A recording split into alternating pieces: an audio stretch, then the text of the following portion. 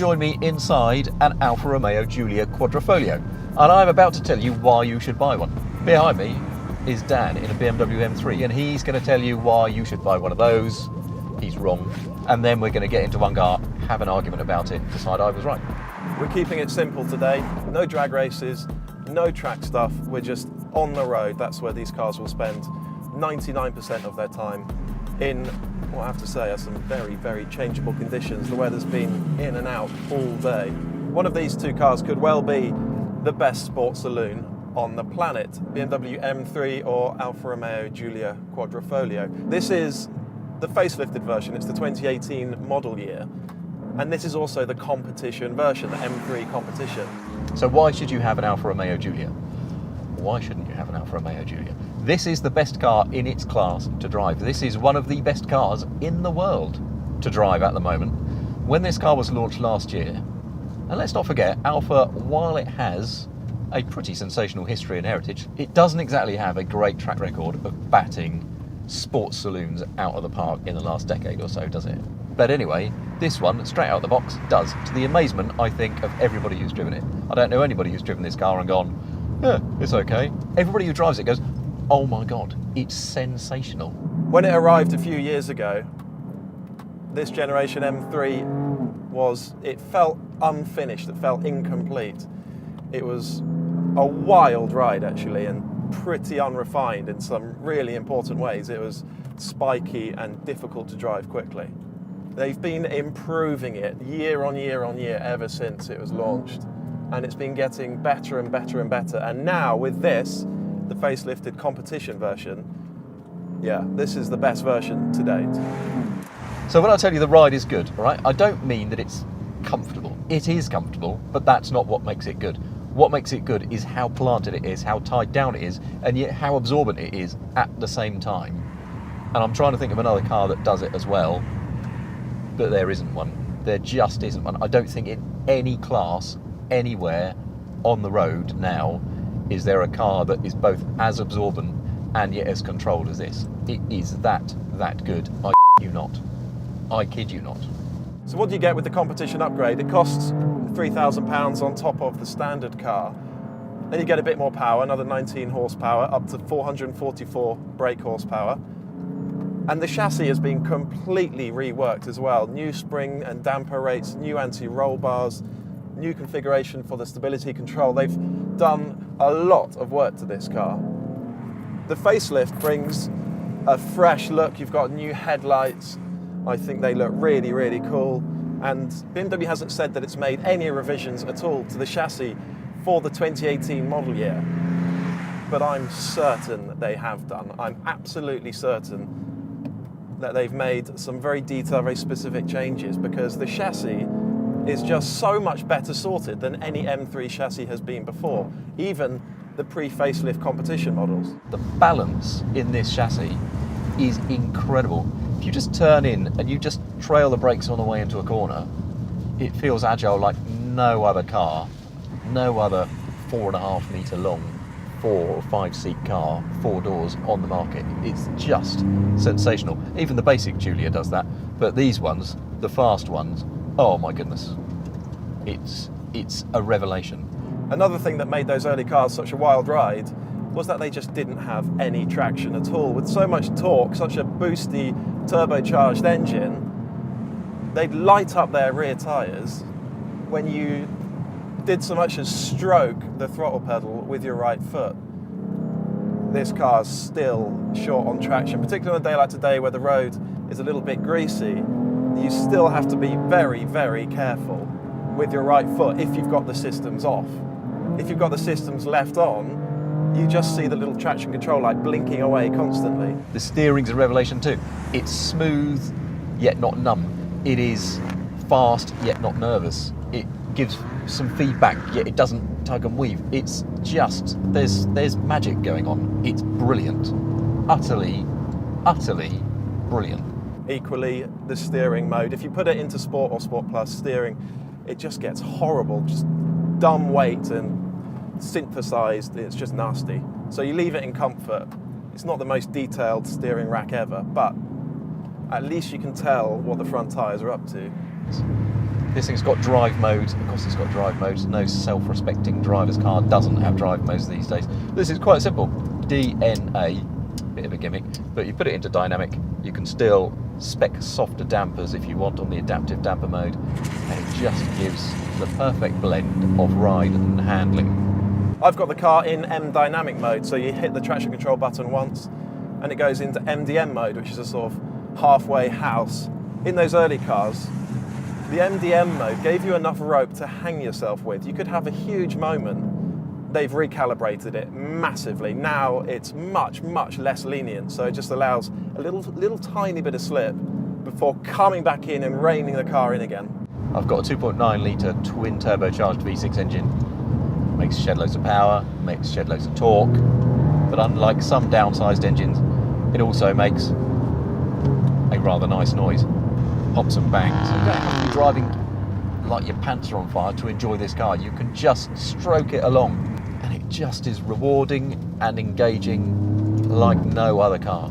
Engine, 3 litre, straight 6, twin turbo. It's not the most exciting engine. It hasn't got a rampant top end or a really energetic, exciting soundtrack, but the response for a turbo engine is good. Put your foot down and it just pulls straight away. There's barely any hesitation at all. And of course you can have it with a manual gearbox. Nobody does. Nobody specifies this car with a manual gearbox. But if you want to, you can do. The DCT box is really, really good though. It probably suits the car better than the manual would. And it's a much quicker, much more rapid, much more immediate gearbox than the automatic that's in the Alfa Romeo. Dan right now will be in the M3 telling you how great the infotainment system is.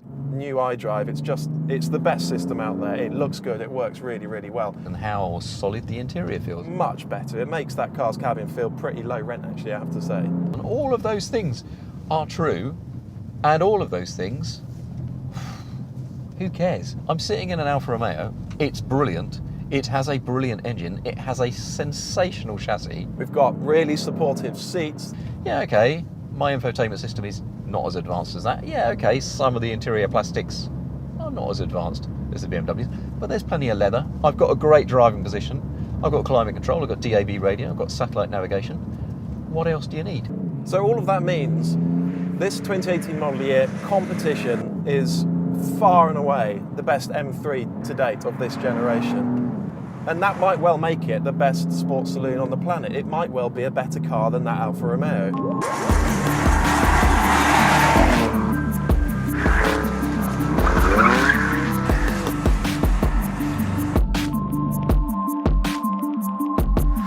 All right, mate, welcome inside. What?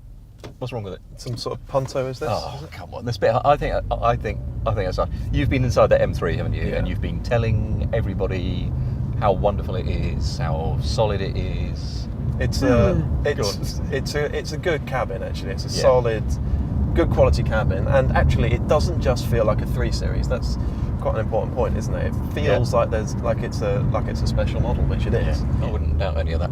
But let's be honest, with sporty cars like this, what you want from a cabin is a good seat, a good seating position. Doesn't get better than this, does it? And they're the important things, aren't Yeah. they? It's very, very tough for me actually. Yeah.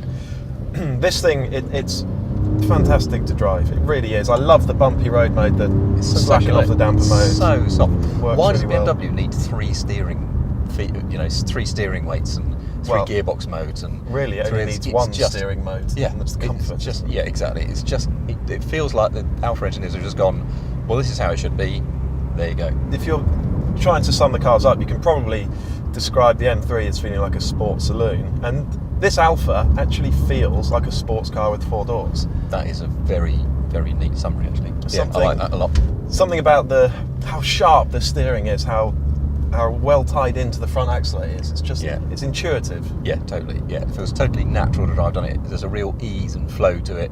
You don't have to drive it fast, do you, to know that? It's just, it's just lovely. Is there an elephant on the back seat running an Alfa?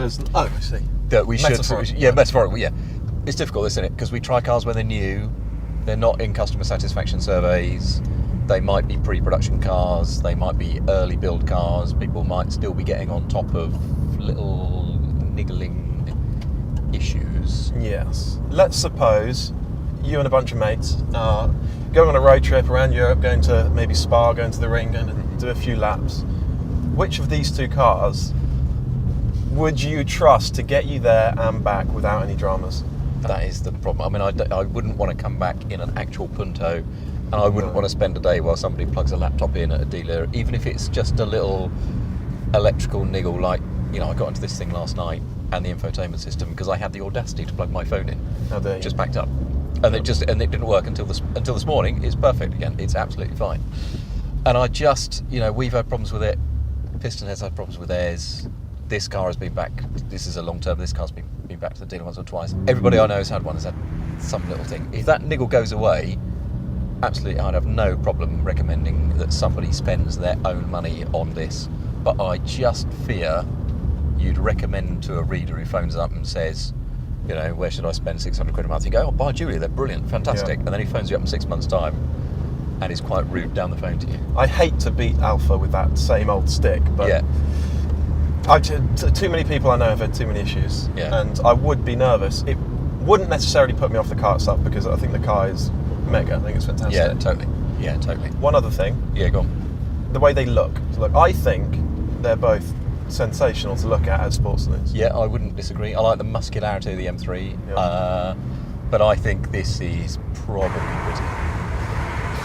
It's tough. I'm actually going to disagree with you there. I think the M3 front 3/4, the front end looks mega aggressive, and then you see the rear arch and the way it works with the rear wheel, the proportions, the style. I think it looks mega. Yeah, I mean, I wouldn't disagree, mate. I think parked up at the car park at the ring, I think the M3 would look sensational. Absolutely. Parked up outside the Opera House, I think this looks. I mean, How often do you go to the Opera House? You don't know where an Opera House is. No, but I think this is a car you can take anywhere, and people like the look of it. Whereas I think the BMW is a car you can only take certain places, and people like the look of it. Okay, enough of all of that. Anyway, yeah, that doesn't matter. We need a winner, don't we? But go on, say it's your cash. You don't own any problems with it because you don't own the car, but but you are paying for it. Yeah. In 2 words, what? It's impossible. Yeah. As a car, I prefer this. As an overall experience, I suspect the BMW might take it, but I'd have a punt, and I think I'd have this Alfa. I agree. Wow. Amazing, isn't it? It's two Consensus. just in agreement. But you only live once, don't you? I mean, why not? Absolutely right. Absolutely right. Alfa Giulia Quadrifoglio wins. Buy one.